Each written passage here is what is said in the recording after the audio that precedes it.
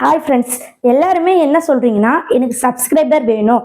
நான் எப்படி சப்ஸ்கிரைபரை இன்க்ரீஸ் பண்ணுவது, நான் எப்படி சப்ஸ்கிரைபரை கெயின் பண்ணுவது, எனக்கு சப்ஸ்கிரைபர் எங்கேருந்து கிடைக்கும், அந்த மாதிரி நிறைய பேர் நிறைய விதமான கொஸ்டின்ஸை நிறைய பேர் என்கிட்ட கேட்டீங்க. நிறைய பேர் மெசேஜும் பண்ணியிருக்கீங்க.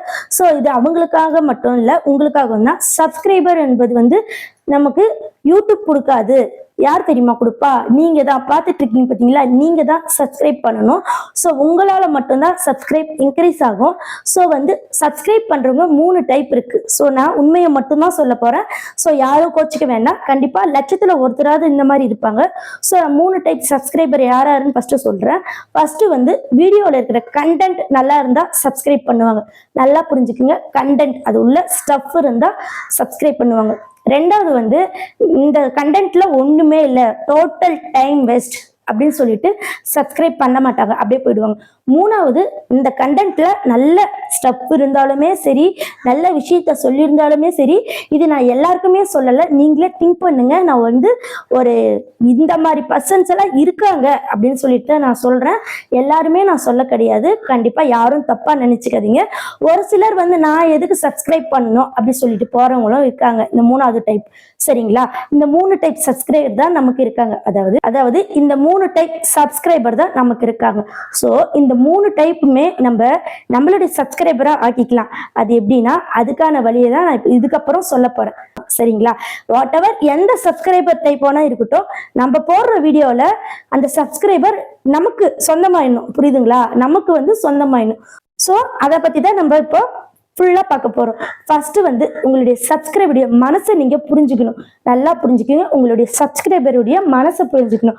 அதுக்கேற்ற ஒரு வீடியோ நான் இங்க மேல போட்டிருக்கேன். கண்டிப்பா நீங்க அதை பாருங்க. நெக்ஸ்ட் உங்களுடைய சப்ஸ்கிரைபர் மனசு புரிஞ்சுக்கிட்டீங்களா? ஒரு வேல்யூபிளான கண்டென்ட்டை நீங்க போடணும். கண்டிப்பா எந்த ஒரு விதத்திலுமே அதை ஸ்கிப் பண்ணக்கூடாது. கடைசி ஃபைனல் டச்ல ரொம்ப நாள் தேடுதலுக்கான ஒரு விடை இந்த சேனல்ல கிடைச்சிருக்கு. ஸோ இவங்கள நான் மிஸ் பண்ணிடவே கூடாது. ஸோ எனக்கு இவங்க வேணும் அப்படின்ற மாதிரி நீங்க உள்ள ஸ்டஃப்பை கொடுத்துருக்கணும். ஒண்ணுமே இல்லாம ஏதாவது ஒரு வீடியோவை போட்டுட்டு எனக்கு சப்ஸ்கிரைபர் வரல அப்படின்னு சொல்லக்கூடாது. சப்ஸ்கிரைபர் யூடியூப் சைடு வராது, நம்ம சைடு தான் வரும். அதாவது நீங்க ஒரு சப்ஸ்கிரைபர், நான் ஒரு சப்ஸ்கிரைபர். ஸோ நீங்க எனக்கு சப்ஸ்கிரைப் பண்ணாத நான் ஒரு சப்ஸ்கிரைபரை வாங்க முடியும்.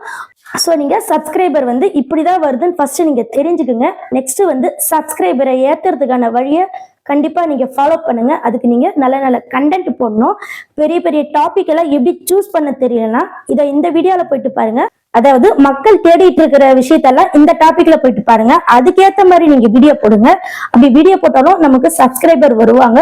ஸோ நீங்க இந்த மாதிரி ட்ரை பண்ணுங்க. இது மட்டும் இல்ல, என்னுடைய சேனல்ல நிறைய வியூஸ் இன்க்ரீஸ் பண்றதுக்கான மெத்தட்ஸை சொல்லியிருக்கேன். ஸோ நீங்க அதெல்லாம் ட்ரை பண்ணுங்க. அதெல்லாம் ட்ரை பண்றதுக்கு முன்னாடி கண்டிப்பா உங்களுடைய கண்டென்ட்ல ஸ்டஃப் இருக்கணும். அதாவது நல்ல விஷயம் இருக்கணும். நல்ல விஷயம் இருந்தா கண்டிப்பா உங்களுடைய சப்ஸ்கிரைபர் தானாவே வருவாங்க. ஓகேங்களா? கண்டிப்பா உங்களுக்கு புரிஞ்சிருக்கும்னு நினைக்கிறேன். மறக்காம எனக்கு ஒரு சப்ஸ்கிரைப் பண்ணிட்டு போயிடுங்க. நன்றி, வணக்கம்.